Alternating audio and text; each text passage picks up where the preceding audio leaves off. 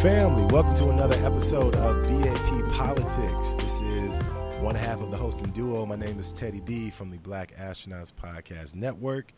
And you can find me at Teddy_D_ on Twitter. Shout out to Kai Love, as well as Dwight Ted on Instagram. Please join our Facebook group if you have not yet. It is the Black Astronauts Network group on Facebook.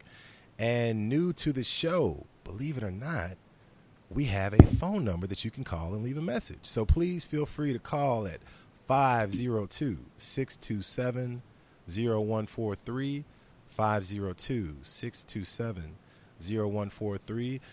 The next instructions are specifically to Baylor, 30 seconds or less. 30 seconds or less. All right.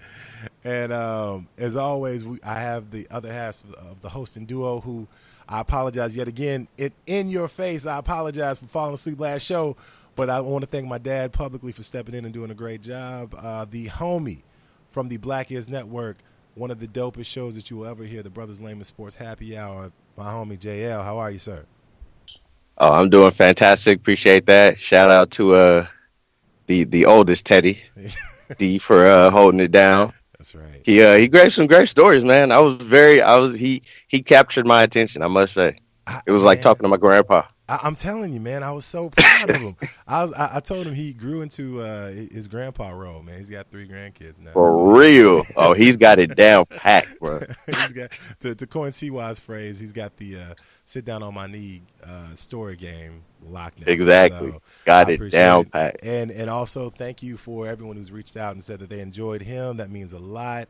As always, I love everyone that's on the show, but it's special when you know my dad can do something as cool as that. So, and for him, everything that he said is true and fact based.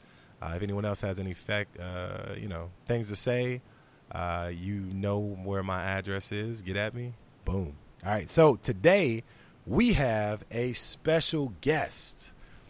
And when we did the show, the first person to reach out to me and say that they enjoyed it was this sister. She is far one of, if not the sharpest person that I've met in podcasting. She has a great show by the name of Have a Problem, where she is one of 3 hosts. Shout out to HWHAP. Crystal. Indeed. Shout out to Lloyd and Crystal as well. You can find her on Rune as well as the main BAP show. My homie from the great city of Houston in the not so great state of Kentucky. Oh, I was going to say Texas. Texas is my homie Ray. How are you, ma'am? Hi, everybody. You give really good intros, Teddy. All true. Like I really wanted to take a live in my room. All true, man. And as always, the premise of this show is we are here really from the direct result of people supporting our network and going out of their way and becoming patrons. So we want to give a shout out to everyone on our Patreon list. And if you would like to join this list, which we do appreciate, please go to patreon.com/BlackAstronauts. There you'll be given 3 options, or we actually are working on some things to even make this even better for all of our patrons and give you even more bonus content. Stay tuned, and that list is coming out soon, if not this week. So I want to give a shout out to the following people: Justin C from I Do It for Hip Hop Podcast, the homie. What's going on, man? DeAndre P, Ken H, Veggie Vixen, Ronald B, V Williams, Feeks Beard, Peter H, Pashto Chene, Felt 5, aka Aaron B, Robbie R, Deloya, Sadida H, Shalonda W, Wonga in Australia, what up, man? Cameron B, Mr. Brent, what's happening, man? Simo, Ashley G, Chonilla, what up, all the way from Canada? Knowledge, Dre, the greatness that is MJ. Shout out to Dr. Bracer, Donald, Filio Ono, Teddy Funk, Charlie Snowflake, and Angela D. Thank you. It's because of you guys we are able to expand and do more shows. Now, as always, the premise of this show is to keep your time in mind. So if it sounds like we're rushed, we're not. We're trying to be as respectful as possible and still give you this heat. So we want to go over 2 topics. And in those 2 topics, we're going to give you an introduction to it, a slight opinion, and then from there, hopefully we can go on and have an extended discussion, whether it be online, and or just you and your friends talking, and you can be more informed. So, with that being said, let's start the clock. So the first topic is the effects that one bill has had on a state, as well as what it means for a really marginalized group, not only in our country but in this world. I'm referring to the North Carolina bathroom bill. And if you're not familiar with this bill, don't feel bad. A lot of people have opinions with it. It's technically called the HB2 bill. And believe it or not, a lot of people have not read it, including us. We did not sit down and go over this bill. Hell no. Line by line. I know the logistics of it. That's it. That's it. Yeah. Nothing. So please don't ever feel like you're excluded when people start dropping these random facts, because honestly, when they do that, they're just trying to sound smarter and avoid having the conversation. Just FYI. So this bill was controversial when it was introduced, and the premise of the bill is simply lawmaker in North Carolina came up with the idea to passively discriminate, essentially. The bathroom bill's idea is anyone who is identified. No, actually, you know what? Let me say this right. Let's say that Bill was born a man, okay? And Bill was born, it doesn't matter the year, but Bill, when he got older, decided to be identified as a woman now. Now Bill goes by the name of Susan. Susan would like to go use the restroom. Susan, naturally, since Susan identifies as a woman, wants to use that restroom in the women's room. What this bill tells Susan is that since you were born Bob, you can only use the men's restroom, period. So that's the whole issue, essentially, in the bill. Now, it sounds like a simple topic, but there's a lot of layers that go with that. One of which is, like we mentioned, it's passive discrimination. So it's essentially saying if you identify as a transgender person, yes, a transgender person, then you have no right to pick the sex that you identify as, right? Correct. So that's the basic premise of it all. And starting with our guest Ray, what thoughts do you have on the bill, man? I thought that this was one of the stupidest and pettiest things I'd ever heard of in my life when I read it, just because I've never in my life cared about who's in the stall next to me, as long as they're quiet, they keep it clean, and they don't talk to me. The second is important. Yeah. 100. Yeah. I don't care. Just wash your hands when you leave. That's all I really care about. Thank you. So when I heard that they was trying to introduce a bill, it was like, oh, that's that crap that we're talking about. They're like, that's the BS. Nobody really cares about that. But the fact that this was a hill that they were really willing to go and die on, like, they fought for this bill, because there was actually a similar bill here in Houston where in the ads for it. Oh my God, you want to talk about all the phobics? Just it was awful. And it's just like, when I first heard about the bill and then seeing them continue to fight for the bill, it's like, this is absolutely ridiculous, because they were trying to frame their argument as, we're trying to stop child molesters from lying and saying that they are of an opposite sex or opposite gender and sneak into the bathroom to molest children. So I never understood that about that bill. They make it seem like the transgenders are the predators, when from my point of view, I'm like, I see it the other way around. Right. I mean, if you force, a transgender person to go to the place for the gender they're born in instead of what they identify as, I mean, you're opening up a hole where, I mean, guys are predators, man. It's unfortunate, but it's the truth. And the transgenders are going to have to look out for their safety more than ever, because they're not in their comfort zone. Yeah. And they're going to be berated and, what are you doing in here, and what, so on and so forth. And then next thing you know, they're hurt, they're raped, whatever could happen. And it's all because of you just can't let people just be who they are. Like, I don't get that. Yeah, yeah, and I think that's a really good point, because even though this issue has been going on for a couple of years, I never thought about that. Like, what is the actual implications of making someone go to the bathroom they want to? You know, they painted it as the issue was to protect children and people To protect women also. Yes, and also to protect the women. So, I mean. But you have children that identify already as the opposite sex that they're born. Yes. I mean, you got kids that are like 6 years old who were born a guy, and they're like, no, I feel like a girl. And my wife, who worked at preschool, she had a freaking like a 3-year-old who the mom was letting this child come to school in what do you call them things? The little tutus, and he wore pink shoes and the whole nine. The boy, now he's like 6. The boy's got the long hair, the whole nine. I mean, it doesn't matter the age, man. If you identify with what you identify with, that's just that's who you are. And that's the key, because it's ironic, and this is often a slippery slope. So I want to make sure that I say this the right way. But it's ironic when who you are as a person offends someone else, you know? Yep. And this, of course, not only applies in the sex that you identify with, but, you know, the way that people view that decision in itself. There are people that say that it is a choice, therefore it is not deemed as sacred as for someone's race or someone's height, whatever it may be.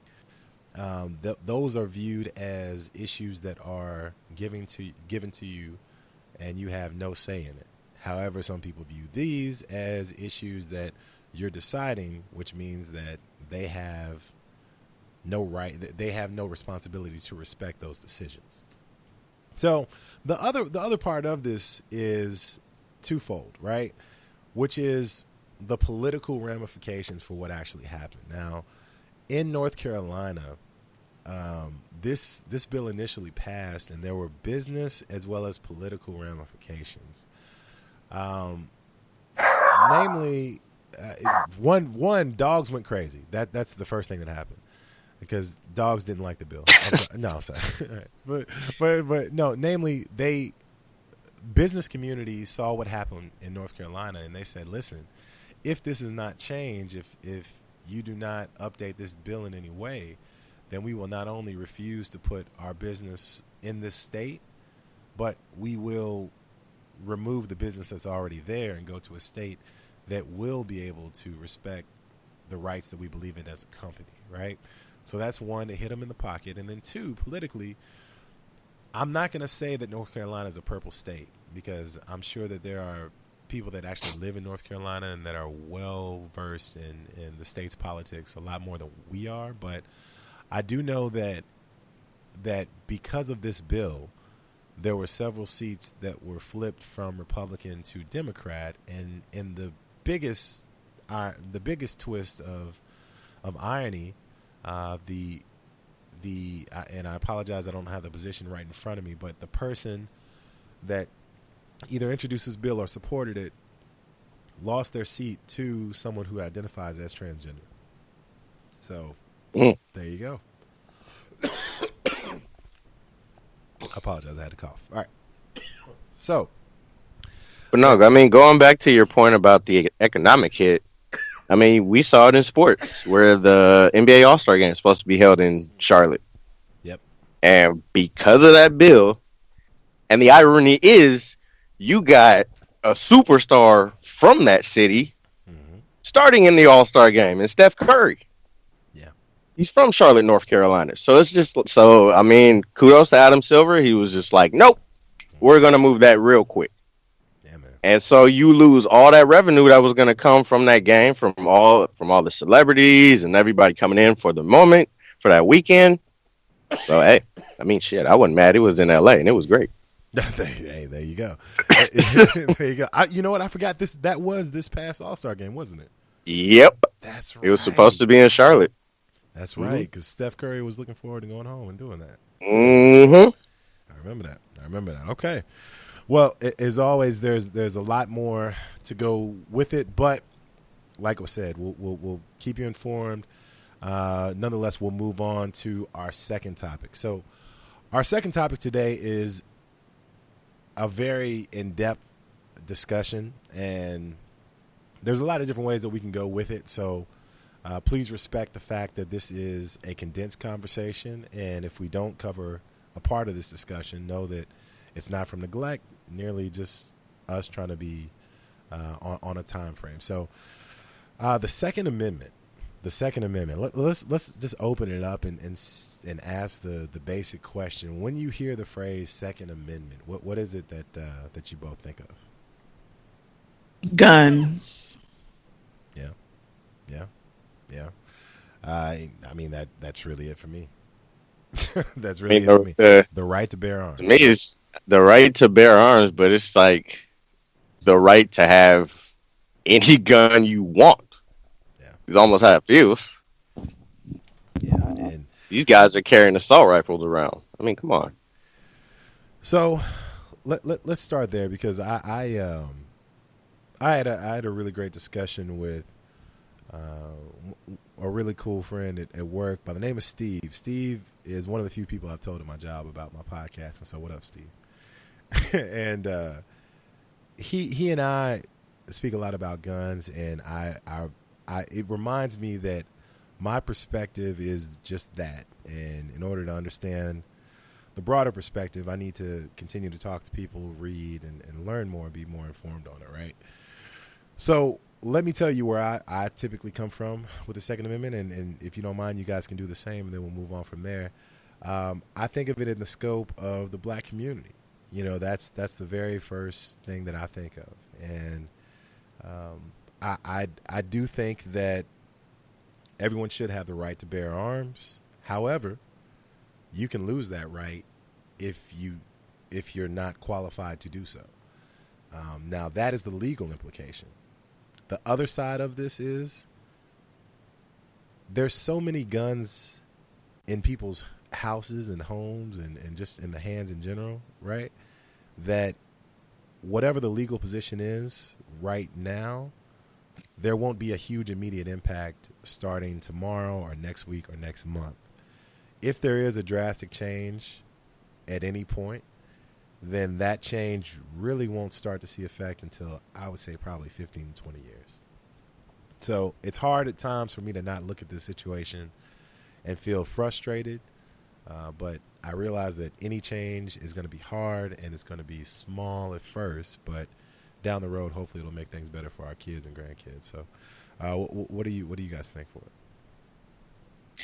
I would say that overall, it's been discussed before, that I do think that I'm one of those people who, first of all, believe that nobody should really have guns but the military and the police in some, in certain instances and things like that. But it's already too late for that. People got guns, and I would be terrified to see the results if it was a thing like, oh, the government is going to come and try and collect all the automatic rifles. That would be something. Lots of murder. Oh my God, are you kidding? Lots of murder. And so I do agree that they're the effects of the things that people are taking today. Like, I think in Florida, you can't buy guns if you're under the age of 21. Am I right? Oh, I didn't even know they had that. Okay. Well, that's something. Yes. There was one state that passed that, and I think there was another that tightened their laws on access to it. But when I think about like the rights to bear arms and stuff like that, like I feel like I think of hunting, not if North Korea was marching down the street. You know what I mean? Right. Mm-hmm. So it's like, when I think of what guns you need to have, like, what do you need that for? Like, if you have to shoot a deer with the AR-15, you suck at hunting.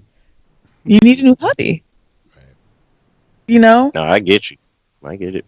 And so it's just like, it's one of these rights that people viciously protect for a theoretical situation that has never happened to them and probably will never happen to them. To be the good guy with a gun, it's probably, the rate we're going, there's no telling how often it's going to happen now, but like, everybody has this idea of a good guy with a gun, but how often is that going to be the case? When most of us are, average people with normal circumstances who don't think that they're going to wake up in Beirut tomorrow. Right. Exactly. Right. 100%. But I mean, for me, with the Second Amendment, I mean, I'm in a state where gun laws are quote unquote strict. Just kind of depends on what county you're in. And just to remind everybody, I'm in Kentucky, you're in California, and raised in Texas, right? Correct. And I know guys who have guns that they use for hunting. They have their labs that they, go and fetch whatever birds they shoot, or they normally keep it to like they'll shoot like a bird or quail or some random bird. But they don't have like these assault rifles. I mean, they have, your regular rifles, and I've seen pictures with them and their sons. They're trained. They got the whole shebang.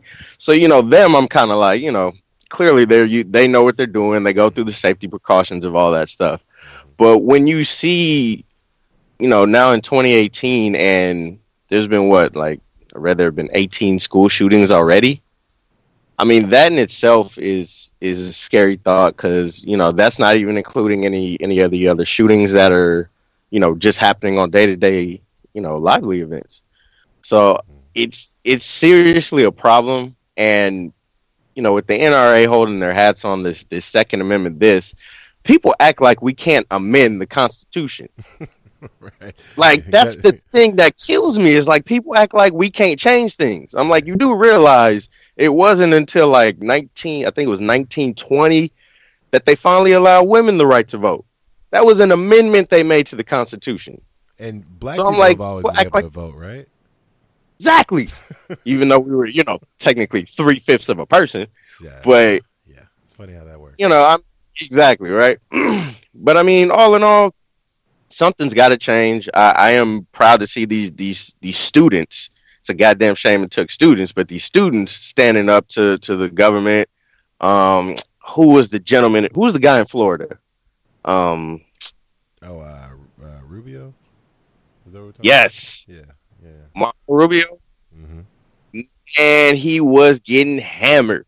I have never seen an adult get just roasted by a room full of kids in my life.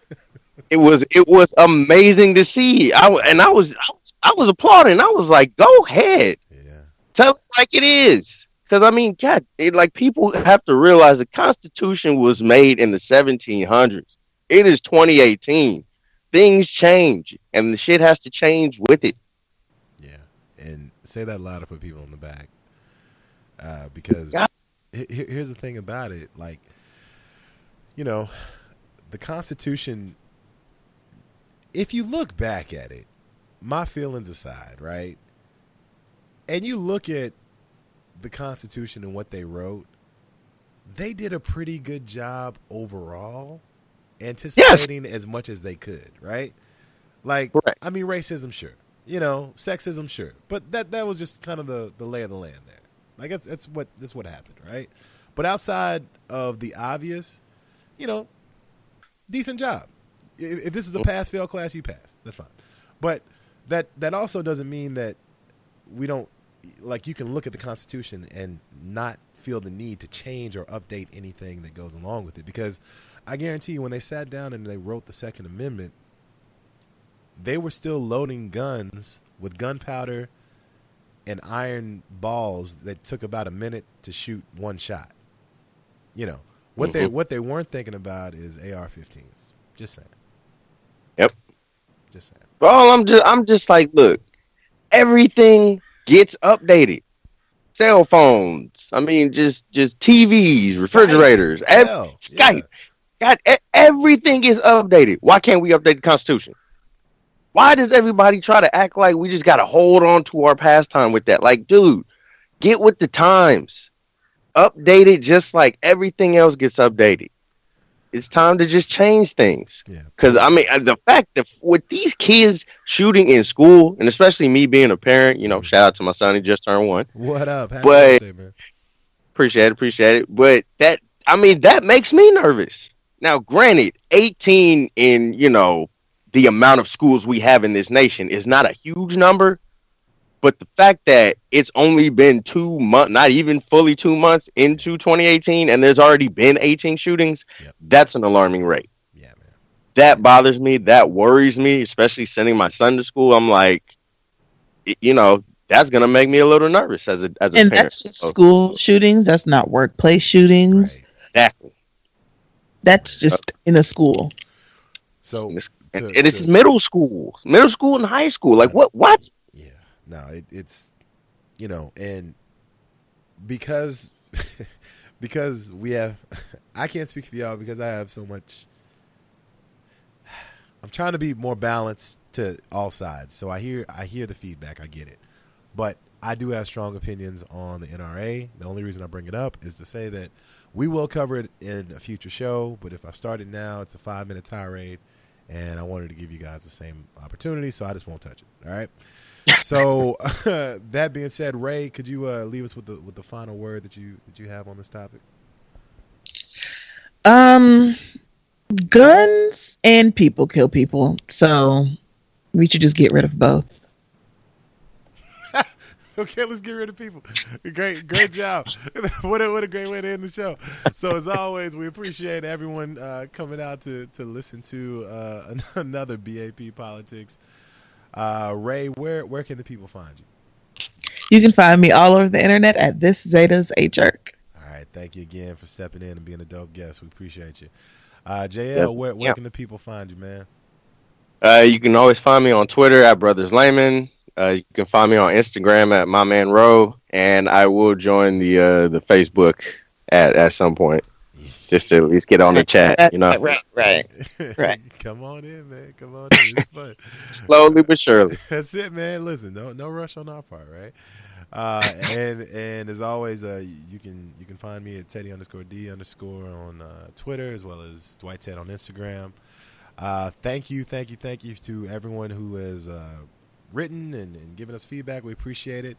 And finally, once again, that phone number, if you do want to leave a feedback, 30 seconds or less, Baylor the Great, at 502-627-0143. And now that you woke, what you gonna do? Peace. Peace.